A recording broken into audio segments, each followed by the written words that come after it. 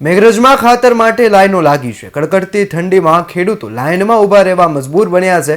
વહેલી સવારથી લાઈનમાં ઊભા ખેડૂતોને મુશ્કેલીનો સામનો કરવો પડી રહ્યો છે। હવે જ્યારે ખરા સમયે ખાતરની જરૂરિયાત ઊભી થઈ છે ત્યારે ખાતર ન મળતા ખેડૂતો નારાજ થયા છે। જો 2 દિવસમાં ખાતર ન મળે તો ઘઉં ચણાના પાકમાં નુકસાન થાય તેવી પૂરેપૂરી શક્યતાઓ રહેલી છે, જેના કારણે હવે ખેડૂતો લાંબી લાઈનમાં ઊભા રહેવા માટે મજબૂર બન્યા છે।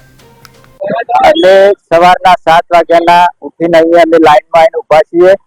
અત્યાર સુધી આ 10 વાગ્યા તો સુધી ખાતરની વેચણીનું ચાલુ થયું નથી અને અમને ખાતરની બહુ તકલીફ પડે છે અને અત્યારે ગાડીઓ આવે તો કાળા બજારમાં જતી રહે છે અને એરિયા ખાતર અમને મળતું નથી ટાઈમે, એટલે ખેતીમાં અમને કસર પડે છે અને એના પાછળ બીજી કોઈ પાવડર આપે છે, કોઈ બોટલ આપે છે, તો ગ્રાહક કઈ રીતે લઈ શકે?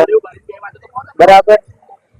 અને આ એરિયા ખાતર મળવું જોઈએ, એરિયા ખાતર ને પાછળ બીજું કઈ મળવું જોઈએ ના।